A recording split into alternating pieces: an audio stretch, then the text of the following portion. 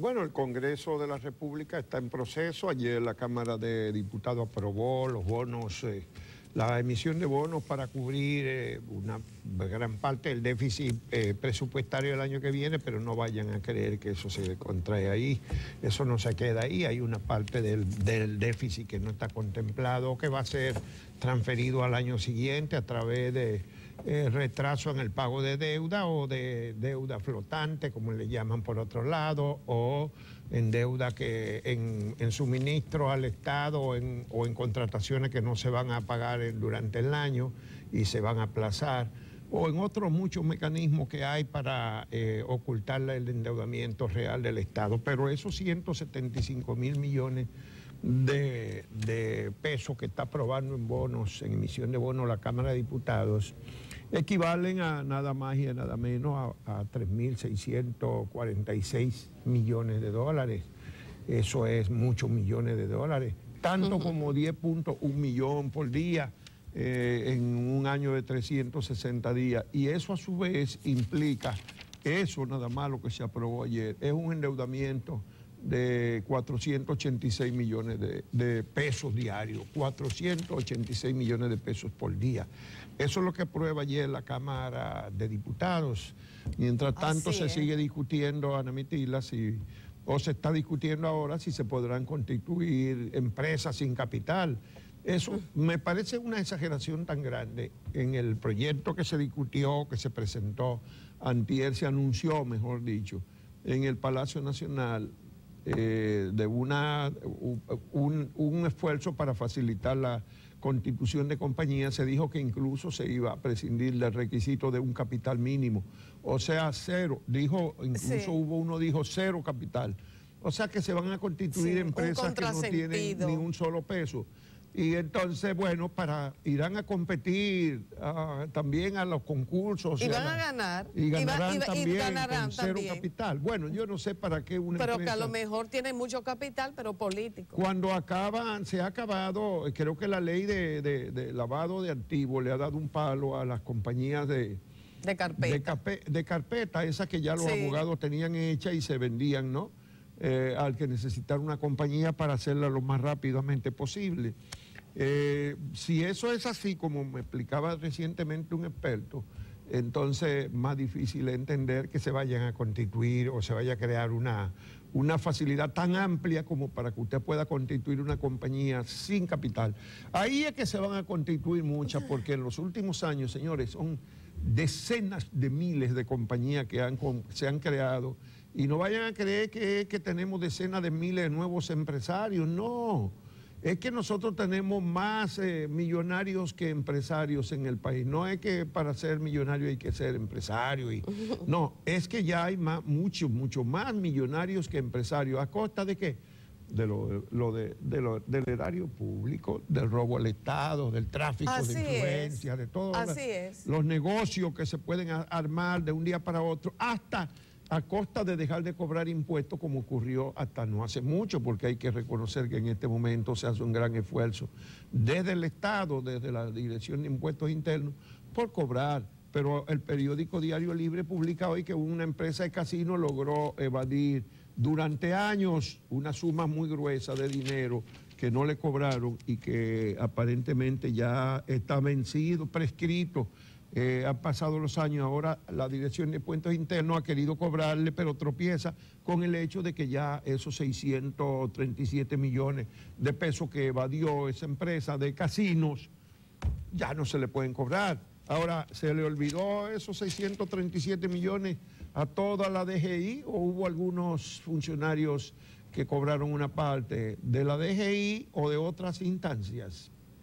Bueno, cuando estamos aquí alarmado, esa sería quizás la palabra, de ver la propuesta del Consejo Nacional de Competitividad de que una empresa puede crearse sin necesidad de ningún capital. Cero capital. Uno se alarma uno ¿por qué? Porque ha sido una tradición aquí en este país, República Dominicana, en cada cambio de gobierno, y a veces ni siquiera en cada cambio de gobierno, a veces basta un cambio de titular de uno de los ministerios para que la gente alrededor de esos políticos que llegan a esos cargos, bueno, se las ingenian para hacer negocios, creando empresas. Como tú decías, ¿por qué razón tenemos se han multiplicado la creación de tantas empresas en los últimos años? Bueno, la gente que apuesta a que mediante el amiguismo, que mediante el tráfico de influencia, sus empresas, a pesar de que existe una ley de compras y contrataciones del Estado, sus empresas podrán participar, y a base de maña, de ingenio y de llaves, sobre todo en llaves, entonces sus empresas van a salir gananciosas.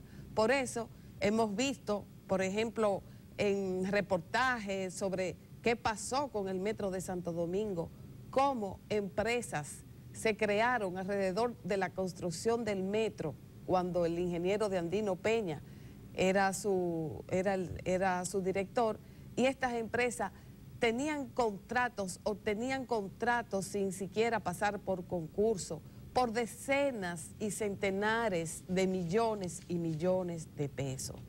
Y bueno, y esos contratos no tienen que a veces ser de millones y de millones de pesos. Por ejemplo, ahí está el programa de alimentación escolar.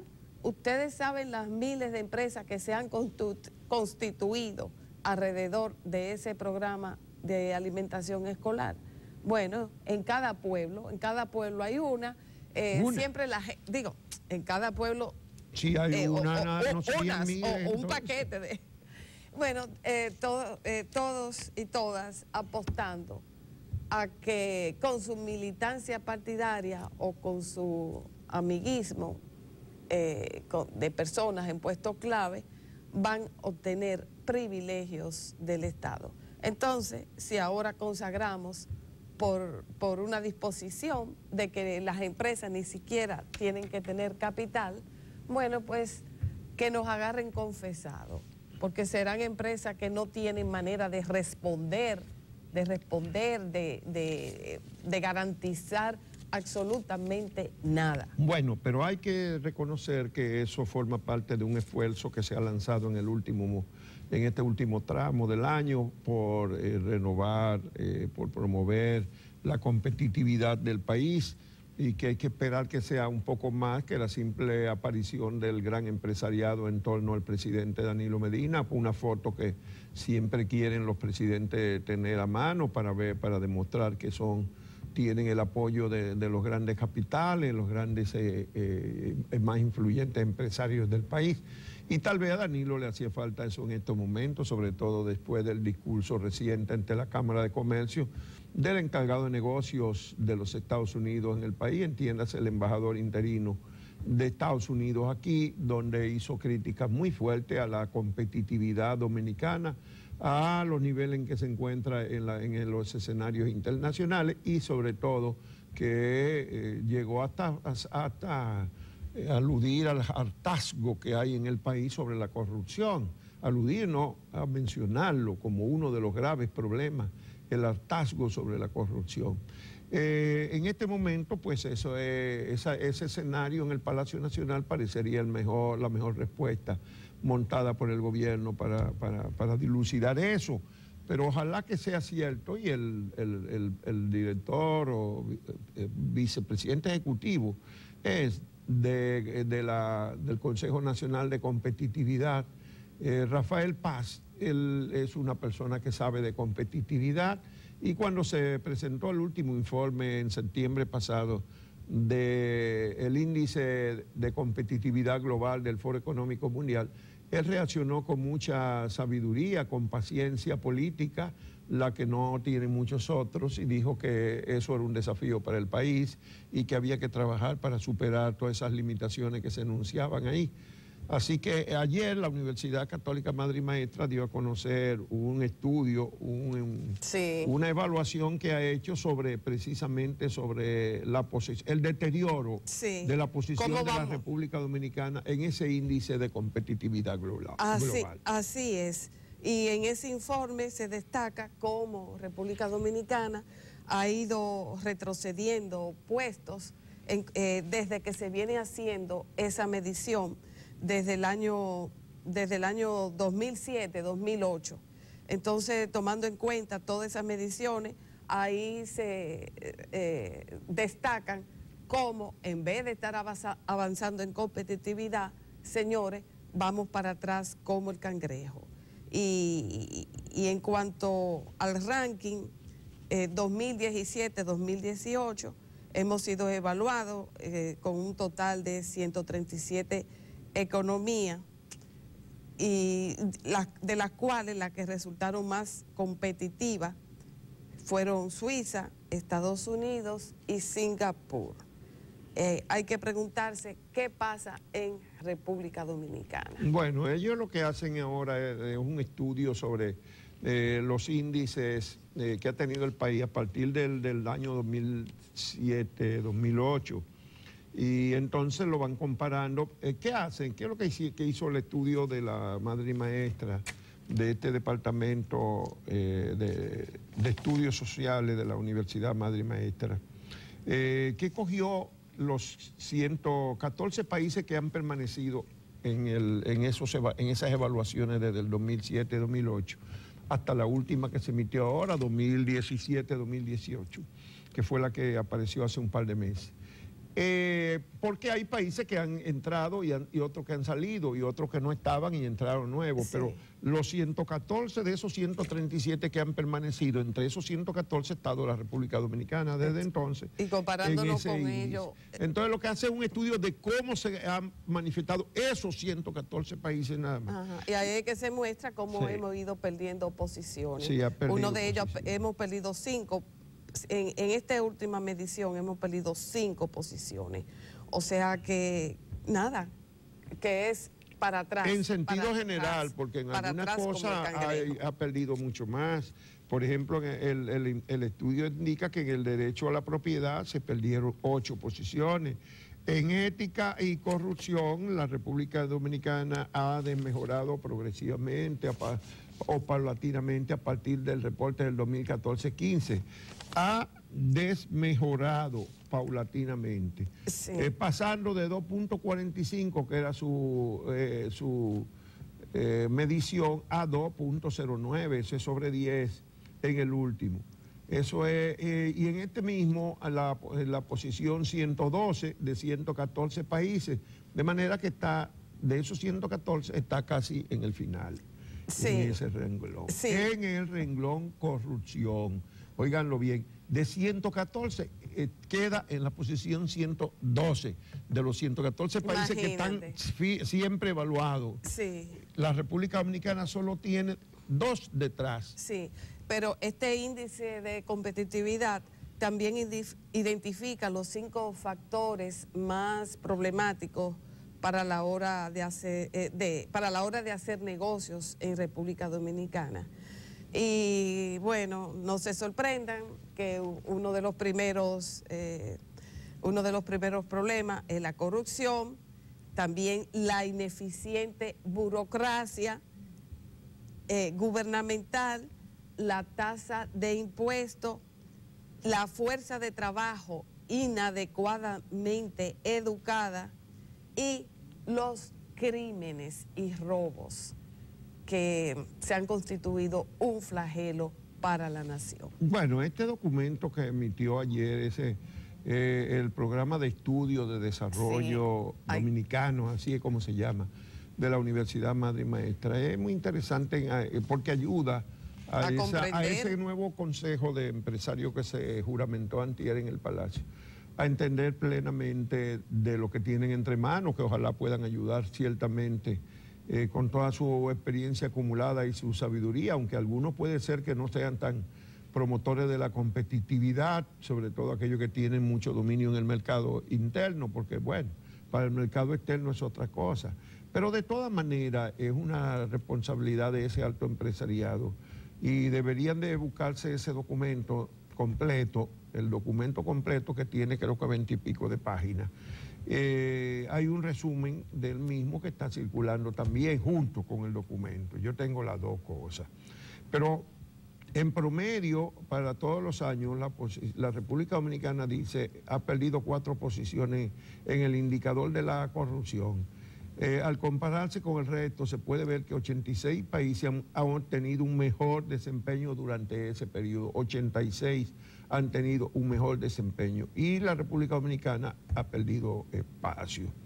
Alcanzó en el desempeño del sector público, por ejemplo, del sector público, la eficiencia del sector. El país alcanzó la posición 103 de 114 en el último reporte, empeorando en esta medida por cuarto año consecutivo. Y eso es otro elemento a tomar en cuenta. Si cómo es que tenemos un discurso de tanta modernización, creamos tantos organismos y hacemos tantas reformas institucionales y legales, y en cambio lo que estamos es perdiendo espacio en los índices de competitividad internacional. Y oigan esta perla que entonces regala el informe, vuelvo a decir, este no es de la Marcha Verde, sino que es de un departamento de estudios profesionales de la Universidad Católica Madre y Maestra. ¿Qué dice este estudio también? Que en cuanto a la ética corporativa, oigan bien, que hace referencia al comportamiento ético de las empresas, quedó también la República Dominicana muy mal posicionada. Eso resalta el análisis de los índices de competitividad de estos últimos 8 años, más o menos 9, ya que alcanzó la posición 110, lo cual nos convierte en el 5º país con peores resultados dentro de los 114 países en estudio. Todo eso lo dice el informe de la Madre y Maestra, que es un buen regalo para comenzar, ahora que parece que el gobierno quiere tomar en serio lo de la competitividad, como por ejemplo, parece que también está queriendo tomar en serio lo de Procompetencia, que es el otro organismo que tiene que ver, es decir, de la promoción de la libre competencia, que es uno de los elementos fundamentales de crear una base de competitividad. Y en Procompetencia, pues también en los últimos meses ha habido algún interés del gobierno, porque son instituciones, son entidades creadas en el 2006 y el 2008. El Consejo Nacional de Competitividad data de una ley del 2006 y Procompetencia de una ley del 2008. Y vamos por el 17, llegando al 18. De manera que ahí estaban. Se habían creado esas leyes con toda la demanda nacional e internacional de que el país se ponga en capacidad de competir en los mercados internacionales y en su propio mercado, porque aquí hay productos nacionales siendo desplazados, ya no por productos europeos o norteamericanos, no, por productos centroamericanos. Así es. Pero el informe también habla de la institucionalidad y destaca que en este renglón lo que se mide son instituciones públicas, pero privadas también. Y explica que la medición de la competitividad de las instituciones públicas se explica utilizando 5 indicadores, que son derechos de propiedad, ética, corrupción, influencia indebida, desempeño del sector público y seguridad. Bueno, y también tiene ahí su parte el sector privado, que tiene 2 indicadores importantes, que son ética corporativa y responsabilidad al rendir cuentas. Bueno, en fin. Ya de eso habíamos dado cuenta cuando se publicó recientemente el último informe, hicimos el análisis y yo lo publiqué en el periódico Hoy, de ese informe. Lo que aporta este estudio que hace el Departamento de Estudios Sociales de la Universidad Madre y Maestra, lo que aporta es que coge los últimos, desde el 2007-2008, y hace ese estudio de los países que permanecieron desde entonces. De los 14 países que permanecieron. 114 que ya había en ese momento y que no se han salido, porque algunos se salieron y esos no están incluidos, y los que entraron en el periodo pues tampoco están incluidos. ¿Cómo se salen del informe? Cuando no presentan las informaciones adecuadas o el Foro Económico Mundial no encuentra suficientes datos, entonces ese año se queda fuera uno y ha ocurrido sobre todo en el tercer mundo, porque las economías competitivas y abiertas no tienen ningún problema, esas siempre están ahí. Sí.